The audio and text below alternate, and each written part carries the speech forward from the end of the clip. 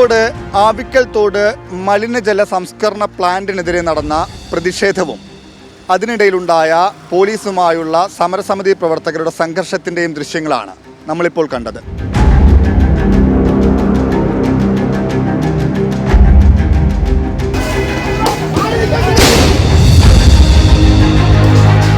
Kozhikode Thamarassery കട്ടിപ്പാറയിലെ fresh cut കോഴിയറവ് മാലിന്യ സംസ്കരണ കേന്ദ്രത്തിനെതിരായ പ്രതിഷേധമാണ് കേരളം ഇന്ന് ശ്രദ്ധിക്കുന്ന സമര പരമ്പരകളിൽ ഒന്ന്.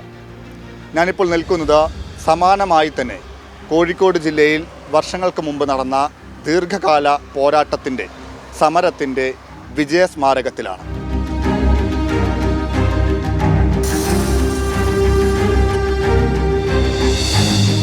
ആ സമരത്തിൻ്റെ വിജയപ്രതീകമായി ഈ സമരപ്പന്തൽ ഇപ്പോഴും ഇവിടെ നിലകൊള്ളുകയാണ്. ജനങ്ങളോട് ഒരു കാര്യവും ചോദിക്കേണ്ടതാണ് ഈ പ്ലാന്റ് ഇവിടെ കൊണ്ടുവരാൻ കോഴിക്കോട് കോർപ്പറേഷൻ നയിച്ചു. ഇവിടുത്തെ വാർഡ് കൗൺസിലർ പോലും ഇങ്ങനെ ഒരു പ്ലാന്റ് ഇവിടെ വരുന്ന വിഷയം അവരുടെ മണ്ണ് പരിശോധനയ്ക്ക് വരുമ്പോഴാണ് ഈ നാട്ടുകാരും വാർഡ് കൗൺസിലർ പോലും അറിയുന്നത്. അപ്പോൾ ജനങ്ങളെ മുഖവിലക്കെടുക്കാതെ കൊണ്ടുവന്നൊരു പ്ലാന്റാണ്. അതിനെ ജനങ്ങൾ വളരെ ശക്തമായ രീതിയിൽ നേരിട്ട് പരാജയപ്പെടുത്തി എന്ന് തന്നെ പറയാം. ഇപ്പോഴത്തെ സ്റ്റാറ്റസ് എന്ന് പറയുമ്പോൾ നമ്മുടെ ഇവിടെ ആവിക്കത്തോടിൽ കൊണ്ടുവരാൻ വന്ന ഈ ഒരു സീവേജ് ട്രീറ്റ്മെൻറ്റ് പ്ലാന്റിൻ്റെ പദ്ധതി നമ്മളെ ബട്ട് റോഡ് നമ്മുടെ മഹേഷ് കൗൺസിലർ വാർഡിലേക്കാണ് അത് മാറ്റിയിട്ടുള്ളത്. ഇവിടെ നടത്താൻ ഉദ്ദേശിച്ച പദ്ധതി കൗൺസിലർ ഒന്നും അറിയാതാണ് ഈ ഒരു സീവേജ് ട്രീറ്റ്മെൻറ്റ് പ്ലാന്റ് ഇവിടെ കൊണ്ടുവന്നിട്ടുള്ളത്.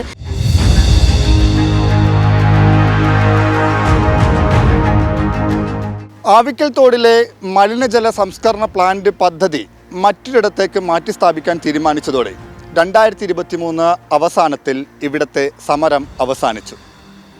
എല്ലാം കഴിഞ്ഞു, ഇനി സമാധാനിക്കാം, ആശ്വസിക്കാം എന്നില്ല. സമരസമിതി പ്രവർത്തകർക്ക് അന്നത്തെ കേസുകൾ ഇന്നും നേരിടേണ്ടി വരുന്നുണ്ട്.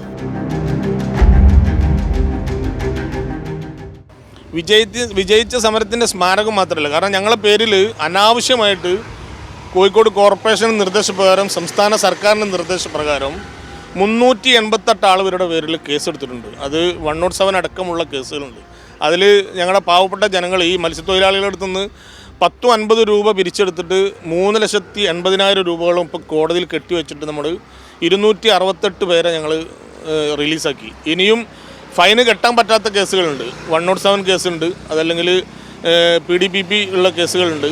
അപ്പോൾ അത്തരം കേസുകൾ നമ്മുടെ പേരിൽ ഇപ്പോഴും നിലനിൽക്കുക. കാരണം കോഴിക്കോട് ജില്ലാ കലക്ടറെ മുമ്പിൽ വെച്ചിട്ട് സമരസമിതിയുടെ ആൾക്കാരും കോഴിക്കോട് മേയറും ഡെപ്യൂട്ടി മേയറും അടക്കമുള്ള ജനപ്രതിനിധികളടക്കമുള്ള സംസാരത്തിൽ ഉണ്ടായ ഒരു വിഷയം, ഒരു ധാരണ ഉണ്ടായത് എല്ലാ കേസുകളും വിഡ്രോ ചെയ്യുക എന്നുള്ളതാണ്. പക്ഷേ ഇതുവരെ ഒരു കേസിൻ്റെ കാര്യത്തിൽ വിഡ്രോ ചെയ്തിട്ടില്ല എന്ന് മാത്രമല്ല, ഫൈൻ അടച്ച കേസിൻ്റെ കാര്യത്തിൽ പോലും പാസ്പോർട്ട് മറ്റുള്ള വിഷയങ്ങളൊക്കെ സ്റ്റേഷനിൽ വരുമ്പം അവരത് വെച്ചിട്ട് പോലീസ് സ്റ്റേഷനിൽ ഇപ്പോൾ നമ്മുടെ ഈ സമരത്തിൽ പങ്കെടുത്തതിൻ്റെ കാരണവശാൽ ഈ ഇവിടുത്തെ നാട്ടുകാരെ ബുദ്ധിമുട്ടിക്കുകയാണ്. ഇന്ന് 19 കേസെടുത്താണ് പോലീസ്.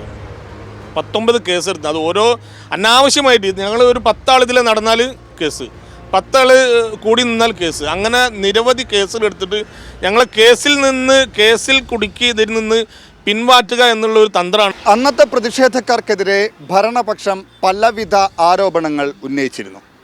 അന്നത്തെ ആരോപണങ്ങൾക്ക് സമരസമിതിയുടെ ഇന്നത്തെ മറുപടി ഇങ്ങനെ: ഒരു സമരത്തെ പൊളിക്കുക എന്നുള്ളത് തീവ്രവാദം ഇത്തരം വാക്കുകൾ പറഞ്ഞുകൊണ്ട് ഈ സമരത്തെ ഇല്ലാതാക്കുകയാണ്. ഇപ്പോൾ നമ്മുടെ ഫ്രഷ് കട്ടിങ് താമരശ്ശേരിയിലും നടന്നത് തീവ്രവാദി സമരം എന്നാണ്. ഞങ്ങളുടെ ഈ സമരത്തിൽ ഇവിടെയുള്ള എല്ലാ മതസംഘടനകളും, അമ്പല കമ്മിറ്റികൾ, പിന്നെ അരസമാജം, മഹല്ല് കമ്മിറ്റികൾ, CPM ഒഴികെയുള്ള എല്ലാ രാഷ്ട്രീയ പാർട്ടികളും ഈ സമരത്തിൽ നിന്നവരാണ്. ഈ സമരത്തിന് അതുകൊണ്ടാണ് ഈ സമരം വിജയിച്ചത്. ഈ ജനങ്ങൾ നയിച്ച സമരം, ഈ നാട്ടിലെ ജനങ്ങൾ നയിച്ച സമരം. അപ്പോൾ അത്തരം വാക്കുകളൊന്നും എന്താ പറയുക, അതൊന്നും ഞാൻ ഈ സമരത്തിനോ ഈ സമരത്തിൽ നേതൃത്വം നൽകിയ സമര പോരാളികൾക്കോ ഏറ്റിട്ടില്ല എന്നുള്ളതാണ്. കാരണം അവരുടെ അത്തരം വാക്കുകളൊക്കെ ഞങ്ങൾ ചെവിക്കൊണ്ടിട്ടില്ല. ഇവിടുത്തെ ജനങ്ങൾ അത് അവർ സമരം പൊളിക്കാനുള്ളൊരു വാക്കുകളായിട്ട് ഞങ്ങൾ കരുതിയിട്ടുള്ളൂ.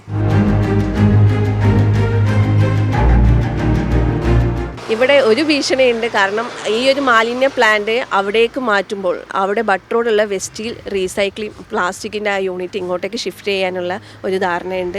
എന്ത് തന്നെ ആയാലും ഞങ്ങളത് എതിർക്കും. ഈ പ്ലാന്റും ഇത്തരം മാലിന്യ പ്ലാന്റുകളൊക്കെ ഇവിടെ വന്ന് ഈ കടലിലേക്ക് ഈ അഴുക്ക് സാധനങ്ങൾ പോയാൽ നേരെ ഹാർബറിലൊക്കെ പോവുക. ഹാർബറിൽ പോയാൽ അവിടെ മത്സ്യത്തൊഴിലാളികൾക്കും മത്സ്യബന്ധന തൊഴിലാളികൾക്കും ആ മത്സ്യം വാങ്ങി കഴിക്കുന്നവർക്കൊക്കെ പ്രയാസപ്പെടും. അതുകൊണ്ടാണ് നമ്മൾ ഈ സമരത്തെ നമ്മൾ നോക്കിക്കണ്ടത്. കാരണം ഇവിടുത്തെ മത്സ്യത്തൊഴിലാളികൾ ഈ കടലും ഈ ഹാർബറുമാണ് അവരുടെ ജീവിതം. അതിനെതിരായിട്ട് വരുന്ന ഏത് വിഷയത്തെയും ഈ ജനങ്ങൾ നേരിടും, അതിൽ യാതൊരു സംശയവുമില്ല.